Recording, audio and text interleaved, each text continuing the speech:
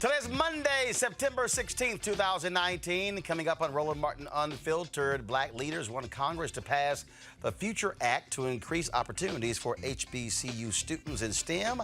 I'll explain what that means. Democrats have not won the white vote in years. What does that say for the black vote?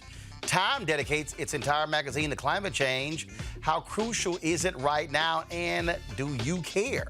Felicity Huffman is sentenced to just 14 days in prison, while a black woman was sentenced to 5 years in prison for trying to get their kid in school.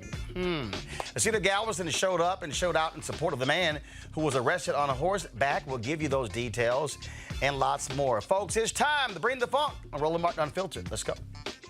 He's got it. Whatever the miss, he's on it. Whatever it is, he's got the scoop, the fact, the find. And when it breaks, he's right on time and it's rolling. Best believe he's knowing. Putting it down from sports to news to politics.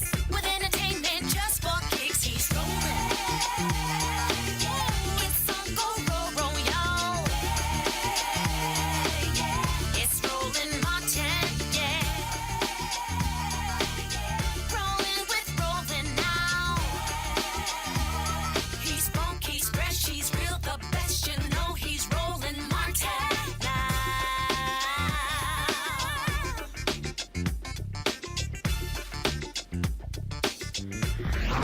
Martin. Hey, folks, Roland Martin here. Over the weekend, the folks at Revolt had a summit that took place in Atlanta. On that particular panel, it was a host of people who were on there, moderated by Jeff Johnson, included Katrina Pearson and Candace Owens, two Trump supporters, as well as Killer Mike and T.I. as well, and Tamika Mallory. And so it was quite interesting because, first of all, a lot of people on social media were talking about it this weekend, this whole, in terms of how everything panned out. And so I said, you know what? Let's chat about it. First off, though, I want to play you a portion of that conversation where things got a wee bit heated. And because what I want to deal with is the issue, do we really need to engage crazy black conservatives? Black conservatives who, frankly, have lost their minds and who really don't make any sense whatsoever. Because I know lots of black conservatives, but I know a lot of them with brains, unlike these two who are on the panel.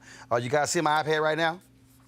Okay, all right, y'all. So here's an excerpt of that summit over the weekend. All right, y'all. So let me share a few thoughts, okay? Do I believe in black America we need to have real, honest, truthful conversations on these issues between black conservatives and black progressives and black liberals and black independents? Yes, I do. But we must have these conversations with real black conservatives, with black people who actually care about the black community. I'll give you an example. On this show, on my TV One show, News One Now, Washington Watch, so going back to 2009, and actually my whole career, I have known a host of black conservatives. Alphonso Jackson, who was, of course, the HUD Secretary under President George W. Bush. Michael Williams, who served under Reagan and Bush as well, was the former Texas Education Commissioner. You have former Congressman J.C. Watt. You have Elroy Saylor, who was his chief of staff. You have Angela Saylor, his wife, who's the number 2 at the Heritage Foundation. You have Kay Adams, Kay, of course, who is Kay Cole, who's over at the Heritage Foundation. I mean, I could go down the line. And let me just be real clear with y'all. Real black conservatives have no respect whatsoever for charlatans like Candace Owens and Katrina Pearson, because they know they're fraudulent. And see, the reality is those two, they actually won't come to places like this and have real debates. See, what they want is they want that show. What they want is they want the show to be on a stage with a Killer Mike or T.I. in front of Diddy and Revolt, because, see, that's all they actually care about. They don't actually care about the black community. See, part of the problem here, and Killer Mike addressed it later, and I have some issues with him and the N-word and all of that, but I ain't going to get into that. But part of the problem here is that when you hear people talk about, well, if you slamming Trump, that means you supporting Democrats. No, it means I'm slamming Trump. See, I have no respect for any black conservative who can't call out voter suppression. I have no respect for any black conservative who can't recognize racial gerrymandering. I have no respect when you have black conservatives who don't want to be honest about exactly what's going on. See, even if you support Trump and you make an actual argument as to why you support Trump, all right, okay, that's fine. But then when you're unwilling to actually explain that and how it somehow helps the black community, makes no sense to me. I mean, over the weekend, Mark Lamont Hill and others were back and forth with actor Isaiah Washington, who said he's voting for Donald 45 because of his policies. They simply asked what policies benefited black people. And then he's like, well, why are you calling me out on Twitter? You should call me directly. They're like, well, because you posted on Twitter, so we going to ask you on Twitter. Kind of makes sense to me. See, what y'all need to understand, and again, I saw all this back and forth on social media. Roland, man, you got to talk about it. Man, you got to see this whole deal. Y'all, I've been to those sort of discussions before. And what they are designed, not for us, I dare say for Jeff and for Killer Mike and T.I. and Tamika Mallory, that panel wasn't about show and tell. It wasn't about entertainment. It wasn't about, oh, man, we had that thing going. No, what it actually was about was entertainment. Because, see, that's all they're interested in. They're not actually interested in doing things to improve black America. They want the show. That's what it's all about. And so those of us who do this for a living, we know that game. We know it's all about the show. I remember I was on CNN in 2008 or so. And that was a black pastor who we were on together. And it was real interesting. We were talking about Reverend Jesse Jackson Sr. and some other stuff along those lines. And while I'm talking to you, I'm actually looking for it. And we got into it.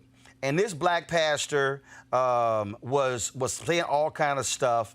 And, you know, he was just all hyped. Now, y'all, I knew it was fraudulent. I knew what he was doing. So you know what ended up happening? He then, in the green room, says, man, you know what? We need to get together and do this more because it's a whole lot of money out here. Did y'all hear what I said? It's a whole lot of money out here. See, you have a group of black folks on the conservative side, that's what it's about. Let me just be real clear with y'all. If I chose, with my skill set, with how I debate, with how I communicate, if I chose to be a black, self-hating, slamming black people, touting a conservative agenda, I can tell you right now, I probably will be worth about $20 to $40 million. Let me unpack that. I'll be worth that because that's what you really have going on here, folks. It's a game. And see, people like Katrina Pearson and people like Candace Owens have no interest in having real discussions with black people about actual policy because they would be exposed for their nonsense every single day. See, when you hear all the people right now talk about Trump and the First Step Act, okay, I'll give you an example. At best, it's about 7,000 people. Some say upwards of 20,000 people are going to be impacted by the First Step Act.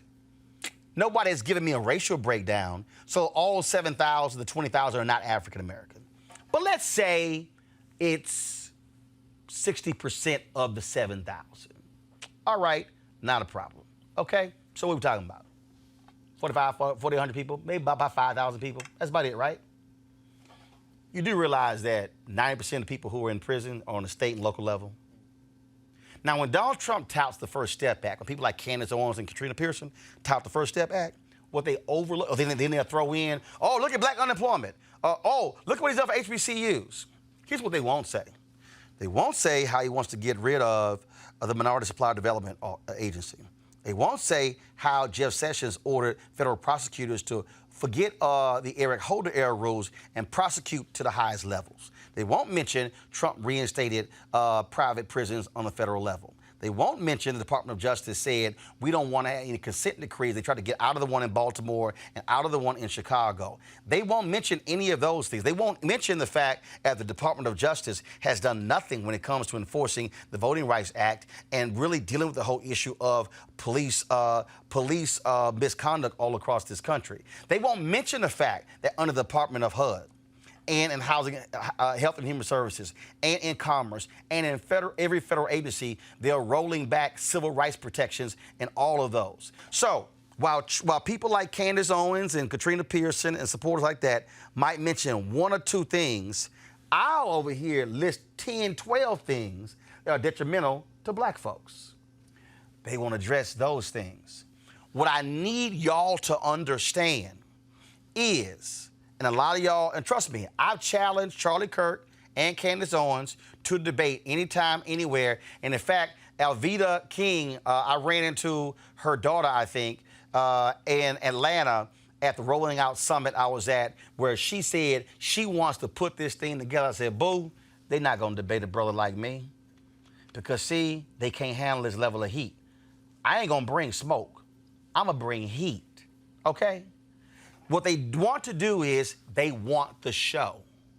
What a Candace wants to do is repeat the same 2 or 3 or 4 talking points. And you heard T.I. say, you know, I want to like you because you're smart. She actually is not smart. She's really not. Because, in fact, I've had black conservatives who have told me, she's called them and said, I don't know much about this policy stuff. Y'all need to know when you're getting played. Y'all need to know when somebody is trying to play the game and gaming you, and who they really gaming are those dumb white conservatives who keep throwing money at them, saying, that's it, we found our black woman. Because the reality is, and y'all, and I've seen this, white conservatives have no issue throwing money at black people who are going to say nasty things about black people and tell us get off the plantation and tired of sitting here being somebody's massa. We all know the game. And so if y'all enjoyed the conversation, that's great. If you were entertained by it all, that's great. Were there things in that conversation that are worth us talking about and exploring? Absolutely.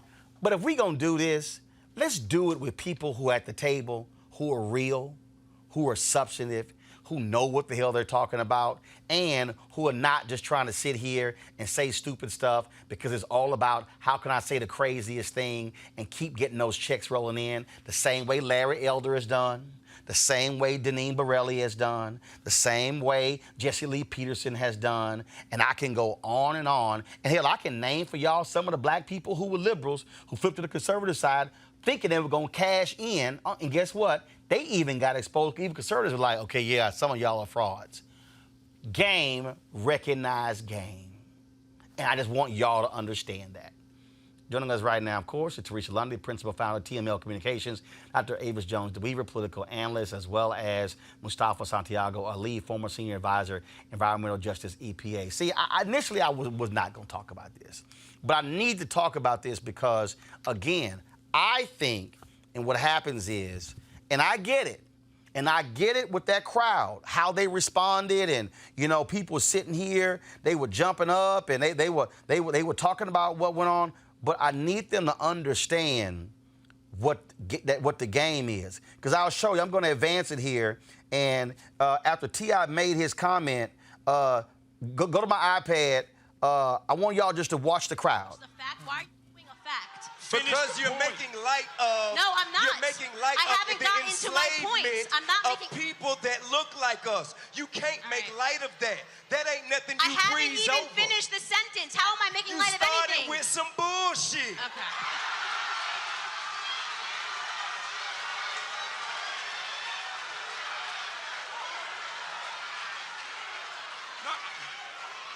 Teresa, that's what they want. They want the show. And they want to be able to go back to their white conservative friends. See, we went into the enemy territory, and you saw how we got treated and how the audience were all against us. This is a game. They are not serious about the black community? I think it's two parts to that. I think that entire Revolt Summit, because I also watched it, right? And I think and I'm glad you started off with that commentary because it was so important. Because when we start talking about what makes sense for the black agenda and black America, and for those who really don't understand what politics or government actually looks like outside of listening to T.I.'s lyrics or Killer Mike, and they're just, listening to the impoverished lyrics, but they're not listening to some of the elected leaders who are coming forth with legislation and different plans. I think more so this panel should have more so touched on the entire detrimental facts that affects black people, right? Because a lot of people don't know, some of those cause and effects. And if they did, I do believe the conversations would be greater, and a woman like Candace Owens wouldn't be able to go to a Revolt Summit and say, well, I can't really talk about what Trump did because... No, they can't. I mean, they can't, Mustafa, they can't talk about the environmental dangers. You can't talk about how he's destroyed the USDA. You can't talk about the scientists who have left. And again, let me be clear. I'm not criticizing the summit. Revolt should be doing it. I'm not even criticizing having the conversation. What I'm saying is, because let me also be clear. Y'all heard me say on this show, we as black people have to have alliances among black conservatives, because if you have, in the case right now, Dems control the House, Republicans control the Senate, all right? The reality is, in a moment, I'm going to be talking with Congresswoman Alma Adams, who is the co-founder of the HBCU caucus, who is the co-chair of that with the Republican in North Carolina, whose wife is a graduate of Winston-Salem State. So let me be real clear.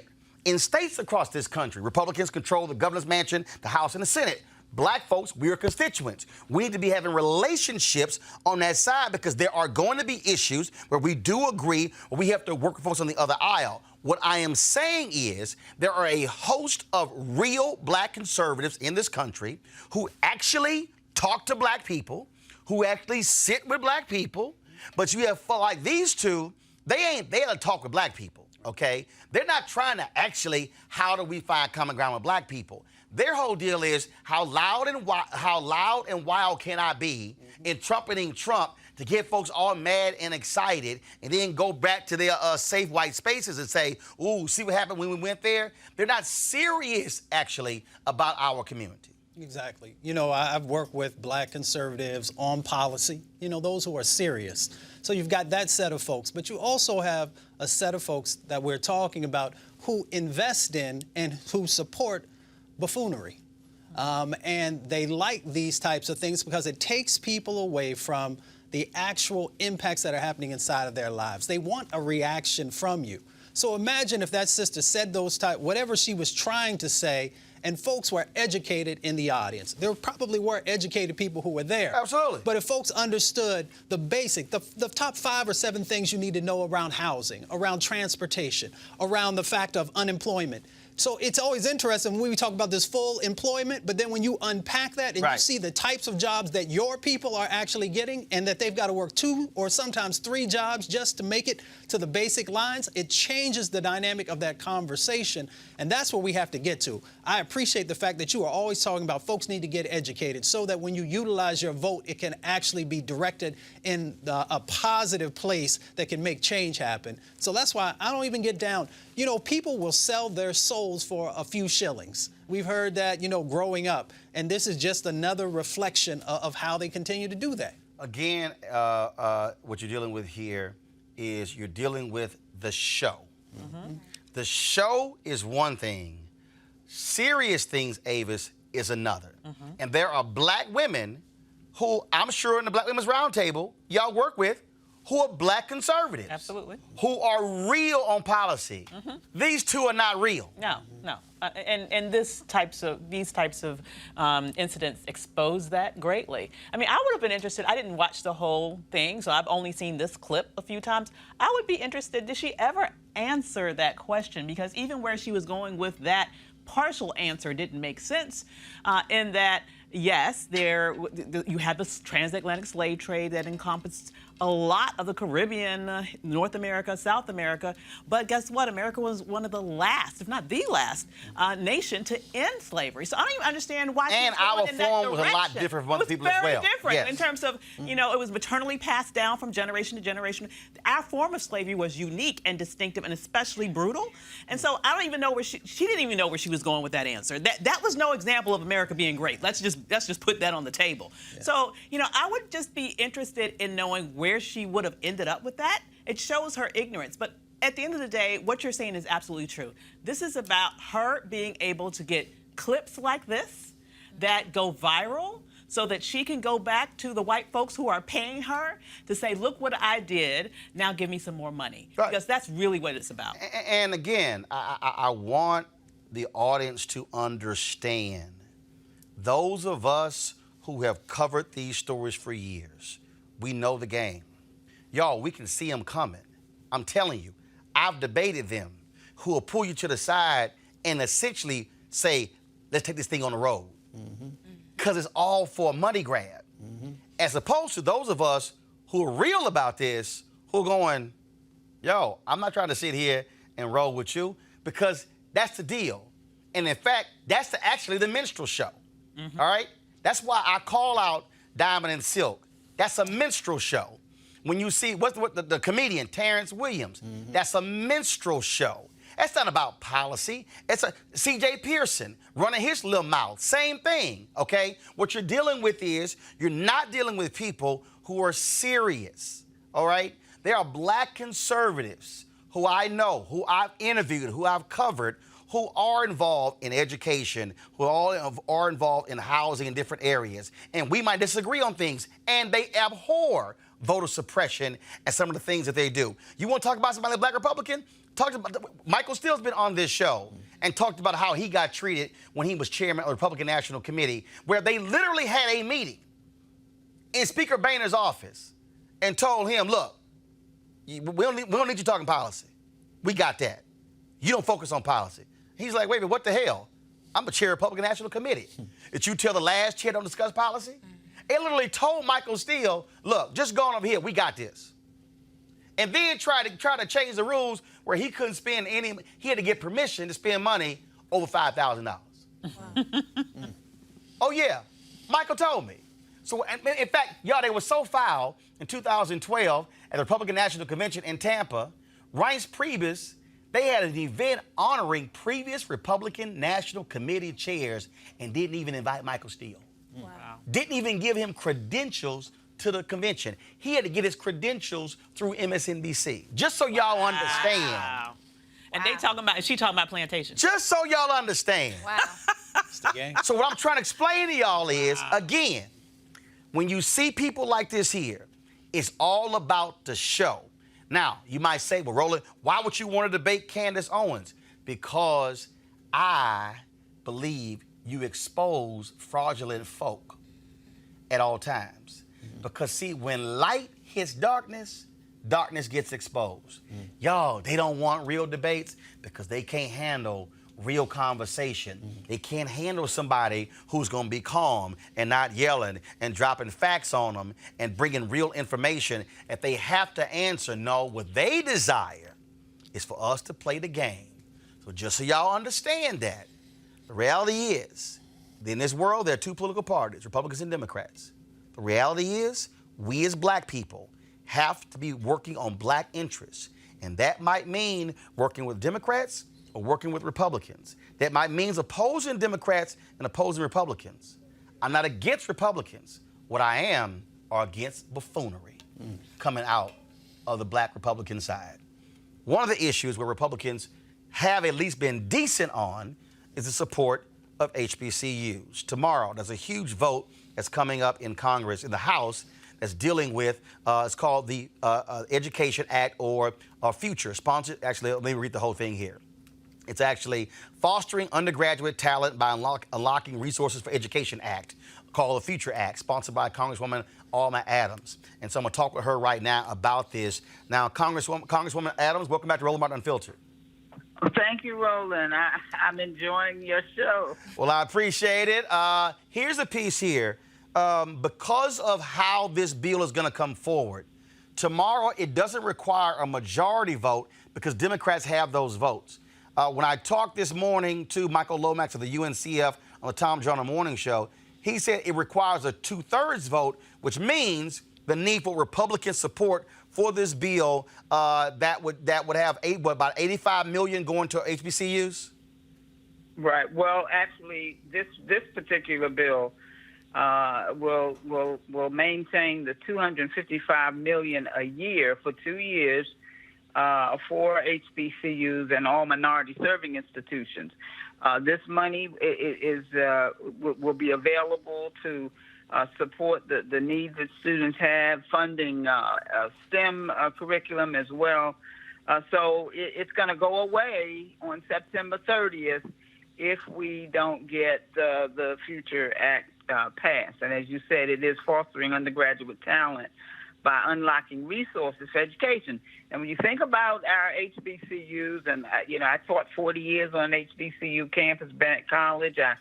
I am a two-time graduate of North Carolina A&T, and I know the needs that our students have. Many of them, almost all of them, are first generation, and so this is a number one priority for all MSIs in the country. So we can do this, and we do have, it is bipartisan.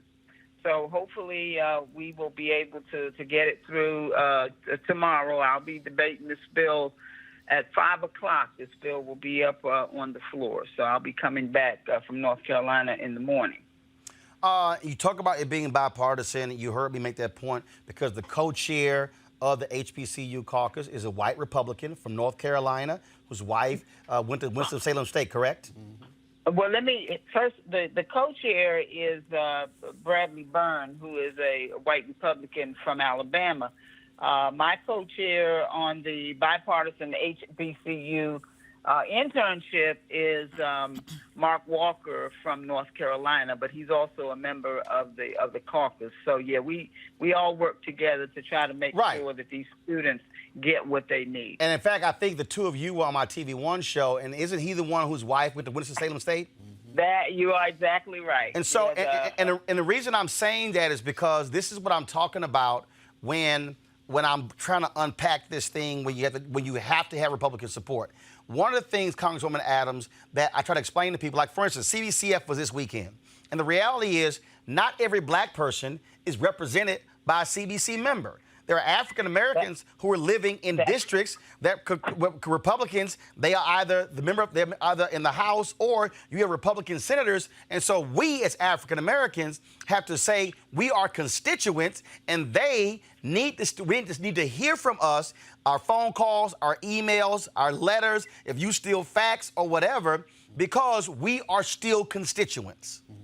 Absolutely, absolutely. But Roland, also because of all of the redistricting and the gerrymandering that's gone on, many of our HBCUs are in Republican districts. So we all should have an interest in making sure that these schools not only survive, but that they thrive.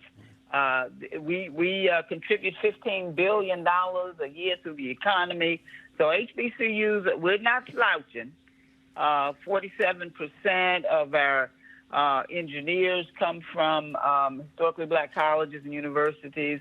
More than 50% of students that get undergraduate degrees that look like me and you, HBCU grads. So, we need to make sure that our schools have what they need. And we've got to bring some parity to this process because it has not been.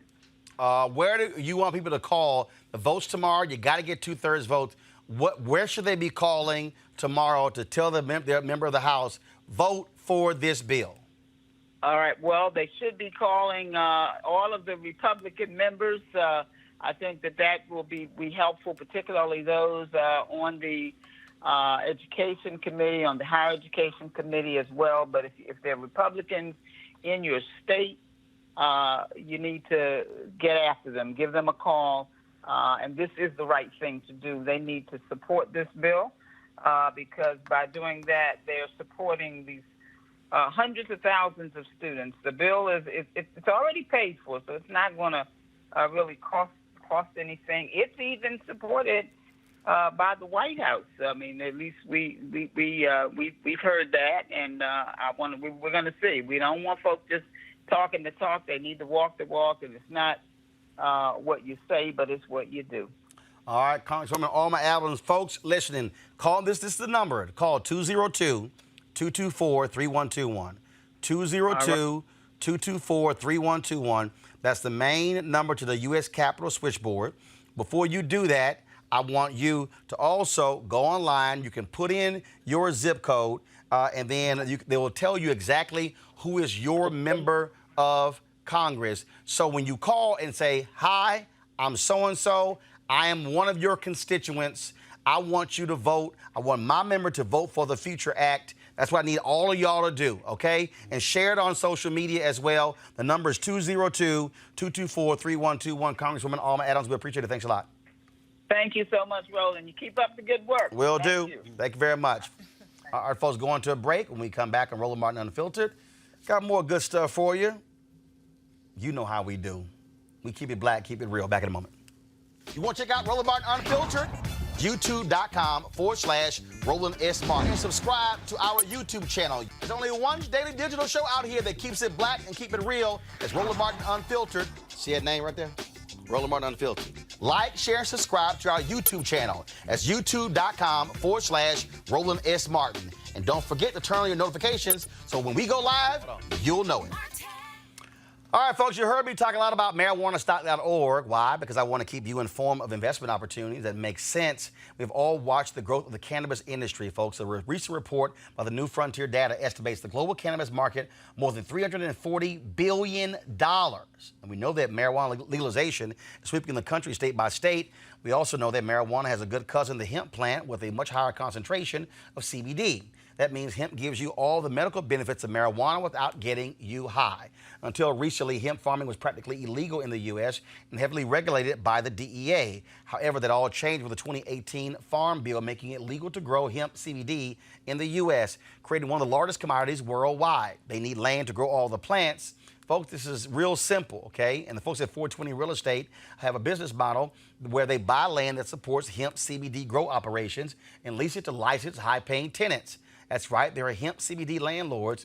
You can get in on the action now. Of course, our folks at 420 Real Estate decided to do something special for the Roland Martin Unfiltered family. Originally, the minimum investment level was $500, and now you can get in this crowdfunding campaign for as little as $200, up to $10,000, okay? This is a growth industry that is still growing. If you want to invest, go to marijuanastock.org. That's marijuanastock.org. Get in the game and get in the game now. Now, folks, the 2020 election is next year. Democrats, of course, are trying to get as many votes as possible. Of course, we have the first caucus in Iowa, and then we're going to have folks voting in New Hampshire, Nevada, California, Georgia, Florida, all states across the country. And one of the things that we kept hearing after 2016 is, oh, my goodness, what must the Democrats do to win these disaffected white voters? What is it going to take to win these rural white voters? But do y'all realize that since 1976, Democrats ain't won the white vote? Do you hear what I say?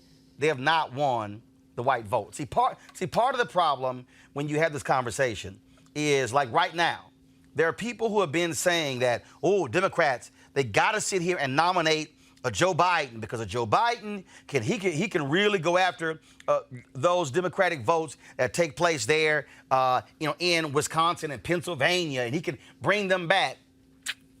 Except it's not really the case. Show this graphic here. Leah Daltrey, of course, she actually put this graphic up on social media, and folks, the numbers don't lie. 2012, Obama got 39% of the white vote. 2008, he got 43% of the white vote. 2004, John Kerry got 41% of the white vote. Al Gore got 42% of the white vote. Bill Clinton got 44% of the white vote. 39% of the white vote in 1992. In 1988, Dukakis got 40% of the white vote. Walter Mondale, 34% of the white vote. And if you look at, of course, Jimmy Carter, the highest 49% of the white vote. That was 1976. So the reality, Avis, is if Democrats want to win, the reality is you don't win by, like there's a liberal group, a liberal PAC who wants to raise $50 million to try to go flip Trump voters in rural America. Complete waste of $50 million. Right. We saw Hillary Clinton in 2016, her campaign throwing millions trying to flip white Republican women in the suburbs. The reality is, if Democrats win, you win by getting 39, 40% of the white vote and putting your money in having turnout among black voters, Latino voters, Asian voters, when you talk about Jewish voters, people who have the coalition of voters. That's how you win. You ain't flipping Trump people. No, you're not. It's a complete waste of money, a complete waste of time. What I find very interesting about that particular chart in particular, if you look at the proportion of whites who supported the Democratic candidate, you had both the last campaign of Obama getting 39% of the vote, as well as Bill Clinton getting 39% of the vote for one of his elections. But the interesting thing is that was when there was a third party. Right. Right? The third person running. So what's interesting is... grab it back up while Avis is talking. Go ahead. So when you had just a two-man race between Mitt Romney and Obama, Obama only got 39% of the white vote, and he still won. And how did he win? He won by maximizing the rising coalition of black and brown people. And another thing that I think is important for people to realize that, yes, if you maximize the vote, the black vote, number one, the real reason why he won was the black vote. I really believe that oftentimes people over-exaggerate, to be perfectly frank, the impact of the brown vote. So let's get real about that, too. Well, and actually, truth be told, though, he didn't maximize. See, first of all, maximize means we were voting 85% or more of all available voters. So I'll look at Harold Washington. Right. When Harold Washington ran in Chicago, the reason Harold Washington ran, because 85% or more of eligible and registered African Americans voted. Exactly. The problem is, we saw it, of course, we see it where it might, in some places, it's 40 or 50 or 57 or 60 or 61, 65.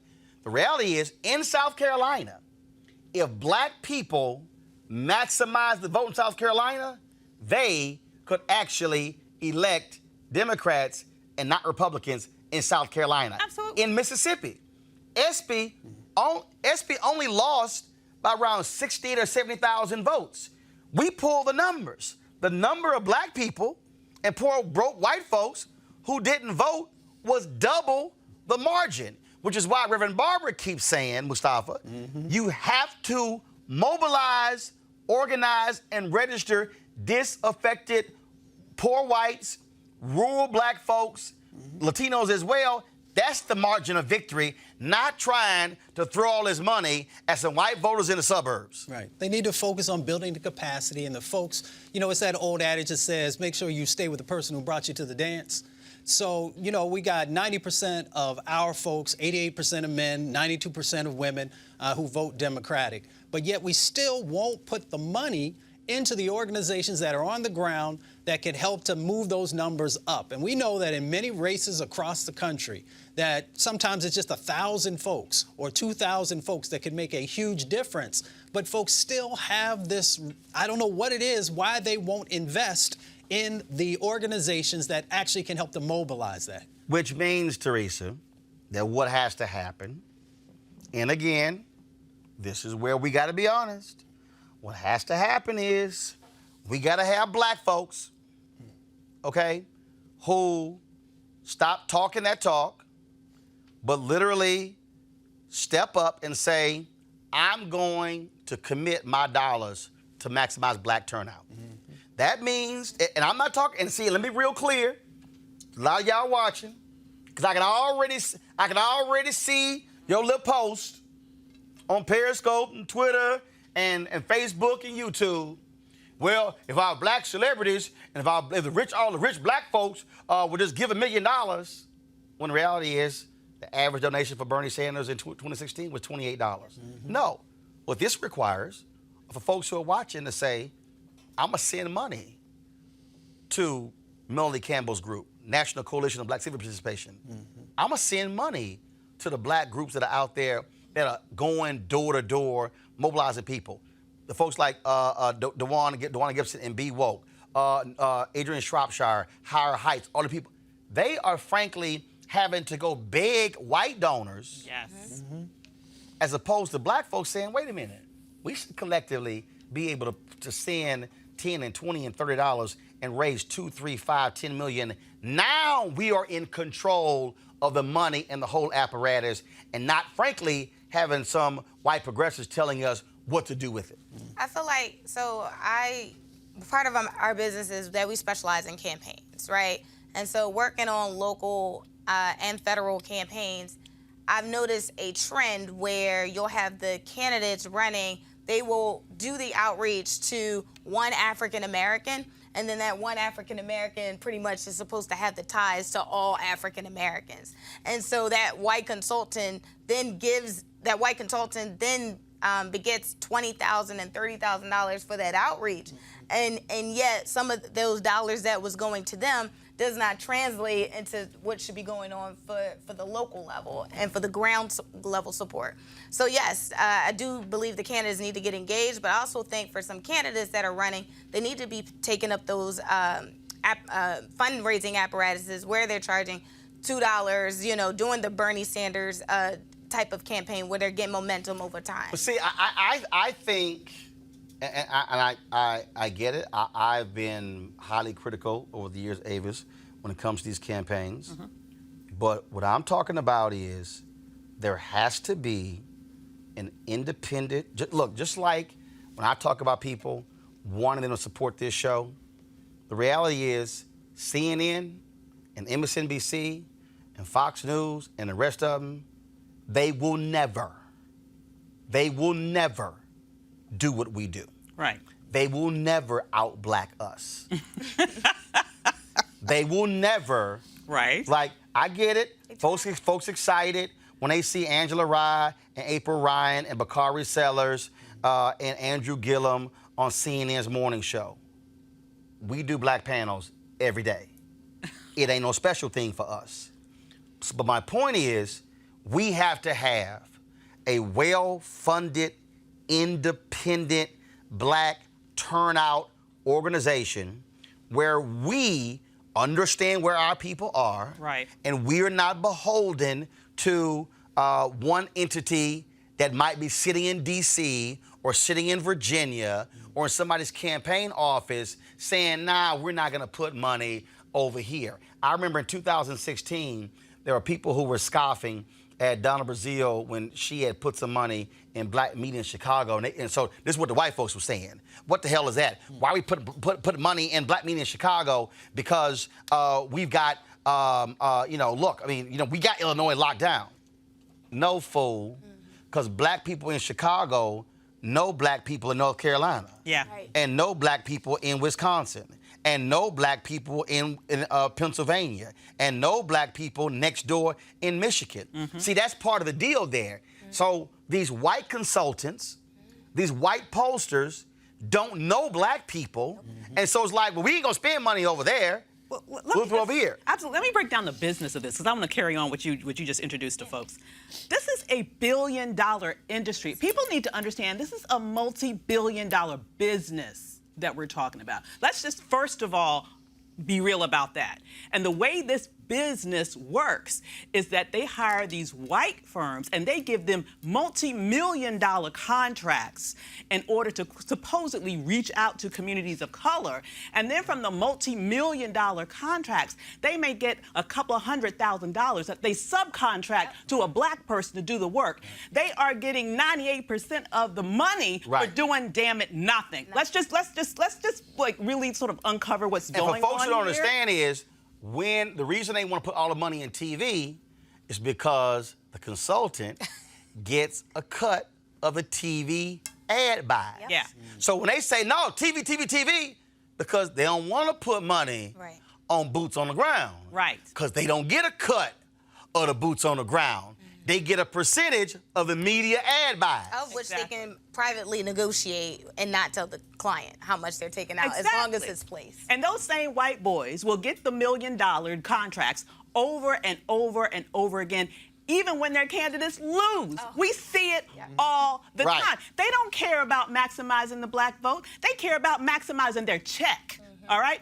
Let's just really be real about that. And so that's why what you're saying is so important, because if we really care about our community and maximizing our power, we have to do it ourselves. Because the traditional people that are making these decisions don't really give a damn about that. What they really care about is being able to have that sort of multi-million-dollar house, be able to ride around in whatever they want to ride around in. And in the meantime, they're not doing the work because they're not invested in doing the work. But you talked about the important part is that we have to realize that we have power. We have to realize that, we are a $1 trillion economy in ourselves. Yes. And how we utilize our dollars can actually change this paradigm, can change the dynamics. And sometimes we forget that. So we've got to invest in ourselves. So one of the things that we're going to do, and again, this is what happens when it's your shit. You don't have to ask. One of the things that I'm going to do here is we're going to feature the black organizations who are all about maximizing the vote on the ground.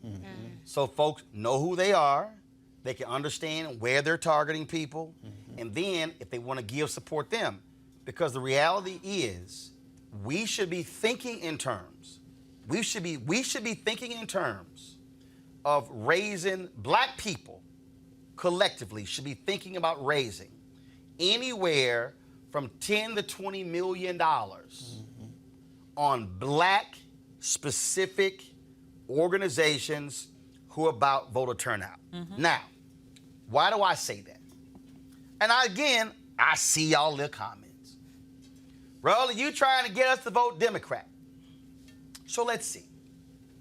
There are two political parties in America. There is the Republican Party and there is the Democratic Party. At one time, you've had efforts to have a third party. Yes, I'm aware of the Green Party. Show me how many of their candidates have won. The last successful third party we had was the Ross Perot-funded Reform Party. Jesse Ventura happened to be elected governor of Minnesota under the Reform Party. That party no longer exists, and if it does, it's nothing. So, I'm accepting the reality that there are two political parties, Republican Party and Democratic Party. Now, if I'm looking at these two parties, I have to ask a very basic and simple question, and that is, which of these two parties, looking up and down the list, not one or two, not three or four, but I'm talking about in the categories of education, finance of HBCUs, police reform, criminal justice reform, environment, agriculture. I can go down a whole line. Which of these two parties is more likely to be speaking to the interests of black people?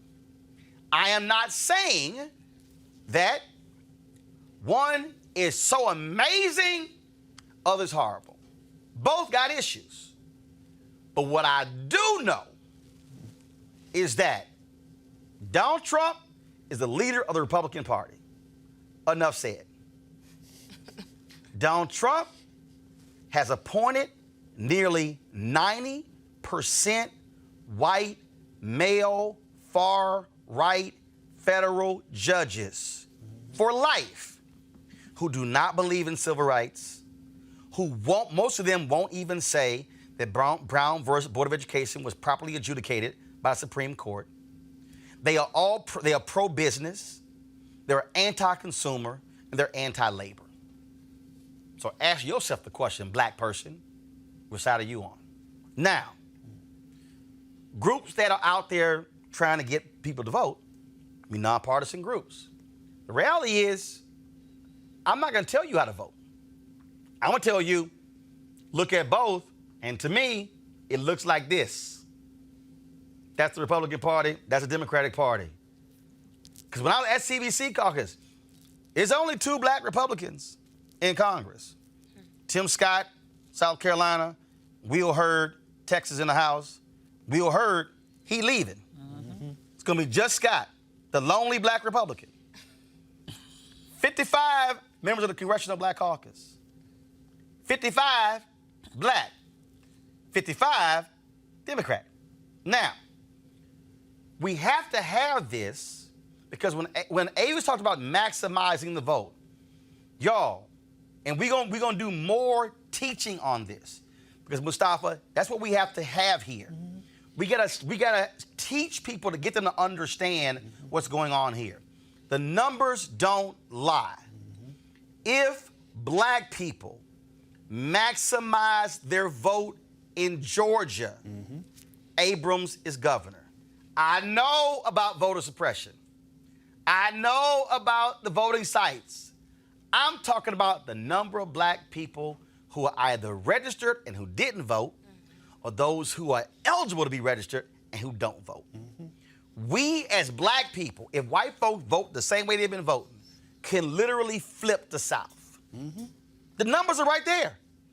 The numbers don't lie, which is why, Teresa, Republicans are so hell-bent on switching voting locations, closing polling locations, trying Tennessee, where Kristen Clark and Lawrence Committee for Civil Rights Under Law beat back the effort to delay the law there, where they want to penalize criminally people who actually are registering people to vote if you got one small infraction. If black people did not vote the way they did in North Carolina for Obama, where he won by 14,100 votes in 2008, you would not see the level of voter suppression in North Carolina. And y'all want to know how nasty it is? Today, they have the video of a Republican, a white Republican, walking into the room and seeing how his map would look, and then how he went in and tried to split his district to push the black. Y'all got the video. To push, They got the video to push the black people into the Democrat district. He got busted. They wouldn't change the map and immediately announced he was retiring and wouldn't run again. Oh my God. Because he knew if the district was drawn fairly, he was going to lose. Yes. And so, to me, we have got to say, no. We ain't waiting on the Democratic National Committee or the DCCC or the DSCC or the Emily's List, Democratic Governors Association. Black people are going to have to invest in black voter registration to turn out our people, because and I'm going to tell y'all again, and I want y'all to comment on it. If Donald Trump gets 4 more years, that means at the end of 8 years, the courts alone, he will likely have appointed 400 federal judges who will be there for life, and they only want judges who are between 35 and 45 years old, so they can be on those courts for 40 to 50 years. That's what black folks had better be voting against next year. And even locally, like, so outside of in Philly, there is, as much as a lifetime appointment it is federally, so locally we have judges that run for election every 10 years. Well, no, every 4-year election cycle, but they run for a 10-year term. And the amount of education that's around what judges are running and what type of cases they prosecuted, and if they are for African Americans, you'd be surprised how many African Americans do not know who these judges are, their background, their cases, and thus when these folks get on the bench and you wonder, God forbid something happens to a family member or themselves and they have to go be approached in front of that judge, the verdict that comes down. And so most of the money, because they come from being attorneys, they have a whole bunch of money, right? And I'm telling you this story because the way it is locally is the same way nationally. Local candidates, if they're running for a legislative office, they have a little bit of funding, but more so they have relationships. Judges have no relationships. Those who aspire to be judges have no relationships. All they have is a whole bunch of money. They throw it to the black folks. They put them on their ballot. And what I'm saying is it's the ignorance of that also, begets more scrutiny as we talk about, what the African American view is, legally. Absolutely. But in terms of going back to the federal bench, this is really critical. I think it's important that people understand this is how they encapsulate white minority rule for the next century. Let's just be clear about what's happening here. Make it plain. What's happening right now is they see the demographic shifts of this nation. And so they're trying to figure out how can we maintain power when we become a minority. That is the strategy. Absolutely. What we have going on right now is the majority of babies born in America right now are already non-white. So they know that the clock is ticking, and they're trying to figure out what can we do to make sure that we have control. If they have the Supreme Court, if they have all of the federal courts, even if you have things going in your direction at the local level, all they have to do is appeal it, and then they can have their boys roll everything back. This is how you encase white minority rule for the rest of our lifetimes and the rest of our children's lifetime. This is what's at stake. That's exactly right. We've seen it play out, and we've talked about it before on the show. All you have to do is look at South Africa and how the apartheid system was put in place so that people could hold on to power. So we're talking about federal judges, but we also have to have a conversation about district attorneys. We have to have a conversation about sheriffs and police chiefs and mayors, and this is why your vote is so incredibly important, because it is all wrapped up. And once you enter into this system, the system is set up currently to help some people and to cause some real harm to other people. And if you are not willing to invest your vote, if you're not willing to get registered, make sure you have the right IDs that we have to deal with right now. Help get people to the polls and then vote and then stay engaged in the process, then you get what you're going to get, because these folks are not having your best interest at heart. So if you want an apartheid system, then don't vote.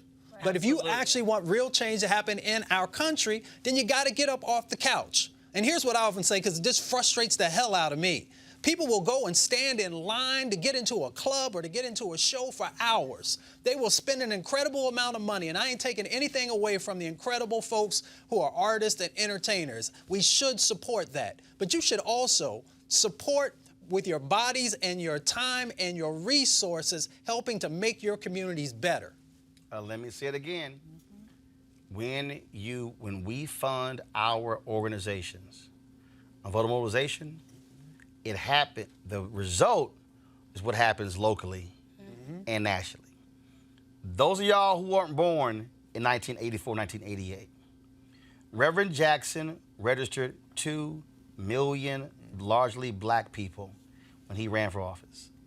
That's how Richard Shelby became the Democratic United States Senator from Alabama. Now, he rewarded those folks, but later flipped it to the Republican Party, and he's still a Republican. But the reality is this, and I've met these folks, there were black people who, for the first time, were elected to city councils, sheriffs, mayors, county commissioners, state reps, and state senators all across the country, from the Southeast to the South to the Midwest. I met black people who were elected in California for the first time because Reverend Jackson ran, because black folks were registered and turned out. There was a nearly 3% drop in black turnout in 2016. Some say that's one of the reasons why Hillary Clinton lost. I ain't putting that on black people, but the reality is this. If you were young and black, if you are middle-aged and black, if you are old and black, first of all, I ain't worried about the old black people. They vote. Yes, they do. I'm talking about all y'all sorry asses who are 18 to 55. Okay. Because 55 plus, they vote. They'll tell you in a heartbeat. But I'm telling you right now, and I'm warning people, I don't want to have to be using hashtag we tried to tell you against black people. The plan, if you think Stephen Miller has targeted people of color on immigration in the last 2.5 years, Watch what happens if they get 4 more. Oh, yes. If you think that this Trump Department of Justice has coddled police departments since he won, oh, you don't want to see what will happen if he gets 4 more years. I'm telling you, it's abundantly clear what's going on. Black people are going to have to fund our own voter registration efforts and not wait on white philanthropists, white donors, and the Democratic Party. We're going to demand that they put the money where it's supposed to go. But we also got to be able to have our own infrastructure to make it happen, just like we got to have our own media to make it happen. Because if we wait for them and then wonder why it's 57% turnout, that's on us. And I'm telling you right now, I see what Trump's folks are doing. And this thing gonna be ugly. And what Ava said in terms of this white agenda, y'all, that's real. Because they see the demographic changes happening and everything they're doing is all about 2043. 2043, that's what the concern is. Going to a break, I'll be right back in just a moment. You want to support Roland Martin Unfiltered? Be sure to join our Bring the Funk fan club. Every dollar that you give to us supports our daily digital show. There's only one daily digital show out here that keeps it black and keep it real as Roland Martin Unfiltered. Support the Roland Martin Unfiltered daily digital show by going to RolandMartinUnfiltered.com. Our goal is to get 20,000 of our fans contributing $50 each for the whole year. You can make this possible. RolandMartinUnfiltered.com.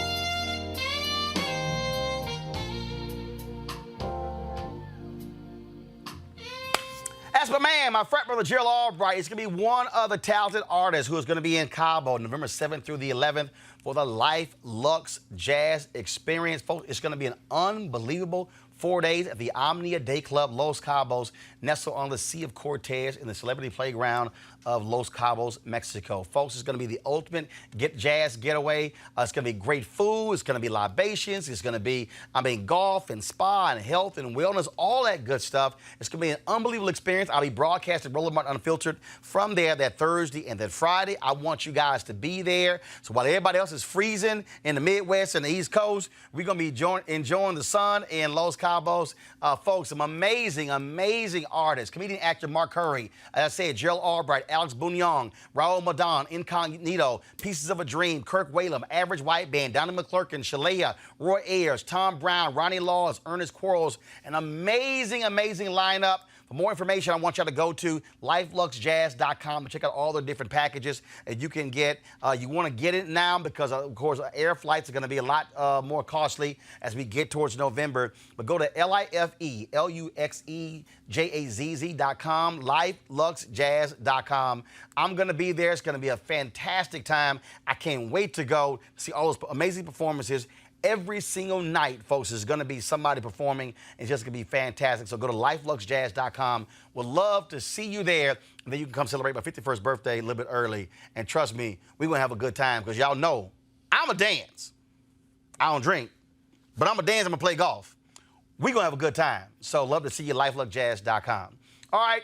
Folks, let's talk about Felicity Huffman. Of course, she was one of the actresses caught up in the pay-to-play scandal, buying their way for the kids to get into college. She pled guilty to conspiracy to commit mail fraud and honest services mail fraud after admitted to paying $15,000 to have a proctor correct her daughter's SAT scores to improve her overall score. That's her photo?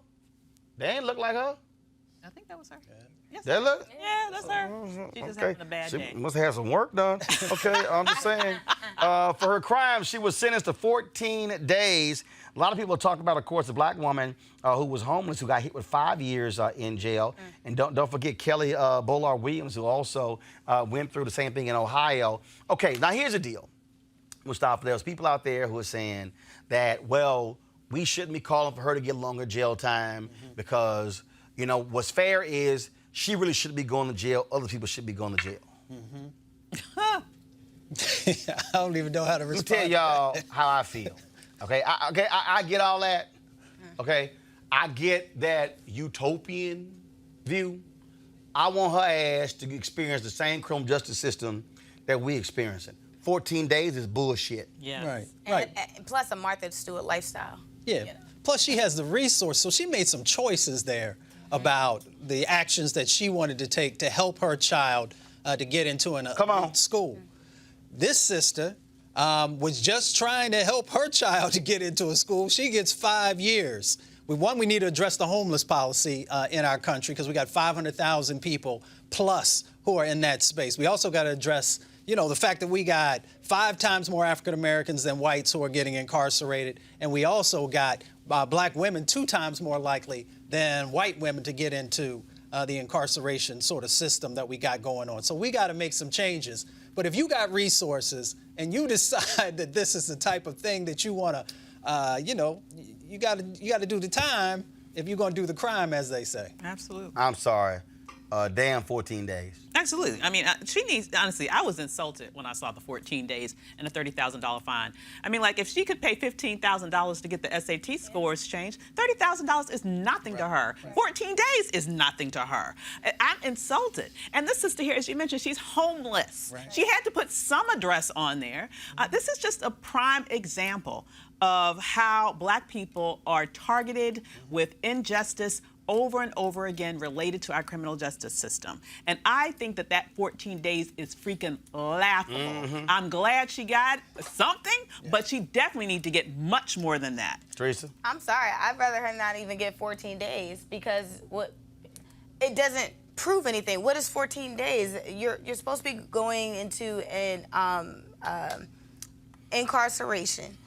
You didn't think about your actions. You thought about it. You thought about privilege, and you thought about the key word. You cheated. You wanted to cheat and make sure your daughter got into whatever school. Was it Yale, Harvard, something like that?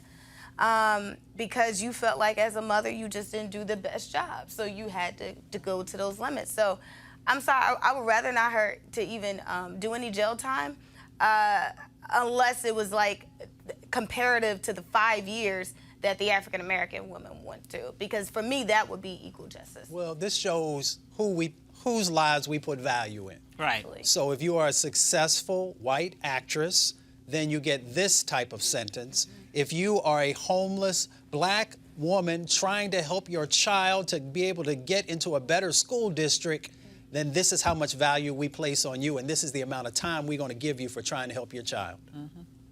Again, 14 days. Absolutely BS. And again, I get everybody who, no, we shouldn't be wanting, damn that. Damn that.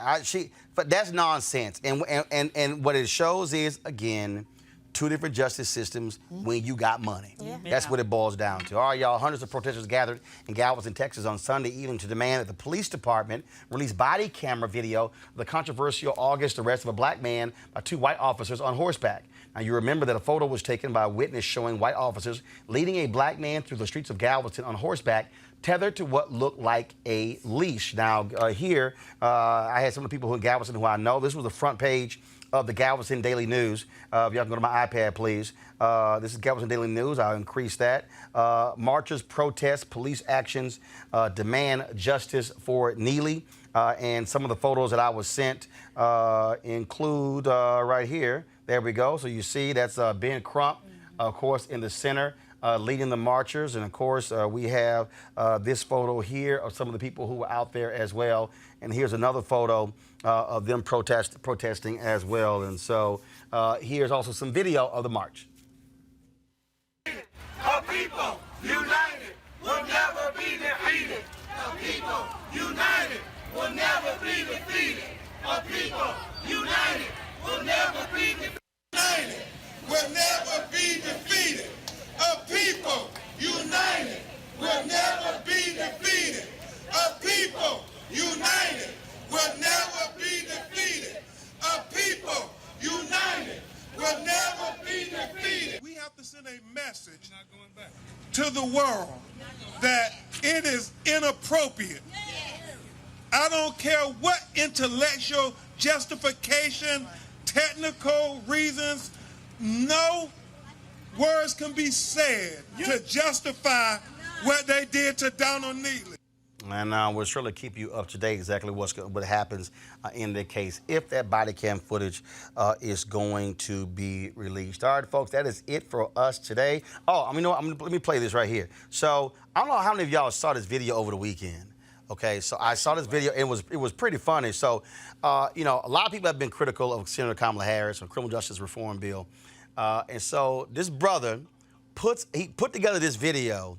And first of all, I love it how you use technology to explain something. And so he answers the critics who talk about her how she wasn't a progressive, how she was tough on black people, and how she didn't have progressive policies. So watch this video because he's actually going to be on the show tomorrow. All right, so check this out. So Kamala Harris. It ain't the fact she black. Howard University, Alpha Chapter, AKA. It's enough to get my attention, but it ain't enough to get my vote. All skin folk ain't kinfolk. You better check her record. And I did that, and I found out some things. She dope. Yo, Kamala Harris is almost exactly what you expect from a prosecutor with the credentials I just mentioned. First off, you ain't even qualified to talk about her unless you heard about Back on Track. That's like trying to discuss Jay-Z without hearing Reasonable Doubt. Back on Track was a restorative justice program for 18 to 24-year-old, first-time, non-violent, low-level drug offenders. Instead of jail or a charge on the record, folk got sent to boot camp where they got job readiness training, parental training, earned a GED, got connected with employers for careers, got their credit fixed. That's a pretty good deal. I'm finna go sell an ounce right now. I'm capping. But for real, once people graduate that program, she threw their charges out like it never happened. As DA of San Francisco, she made social services help parents of chronically and habitually truant kids. Twitter told y'all she was threatening them with jail. Cap. The most important issue for me really is that we get these kids into school.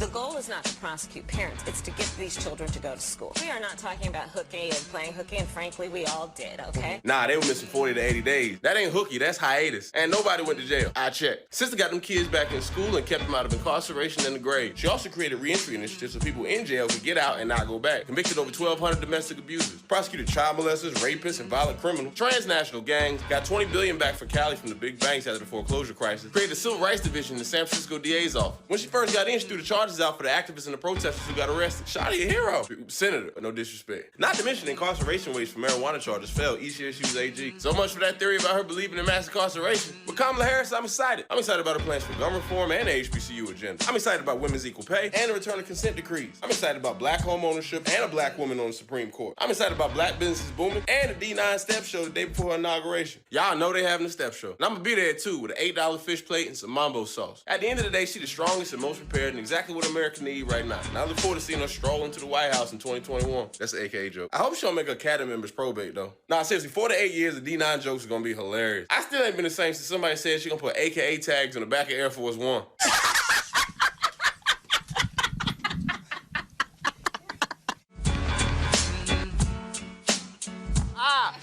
So Drew is a North Carolina A&T graduate, played football there. And again, I saw that video and I clicked and I realized he follows me on Twitter. So I invite him to the show. So we're gonna have him on the show tomorrow. And so that was pretty cool there. And then for all of y'all out there, I know some people talking about why are you supporting Kamala Harris? First of all, that was a funny ass video. So if somebody black do one for Cory Booker, we would have him on the show too. Good luck with that. Hello. Hello. See? You want to bring your ass on the show, do something creative. There you go. Y'all want to support Roland Martin Unfiltered? Go to RolandMartinUnfiltered.com. Join our Bring the Funk fan club. Every dollar you give goes to the show. Our goal is to get 20,000 of our fans to give at least $50 each. And here's the deal, y'all. The 20,000 of our fans give $50 each for the whole year.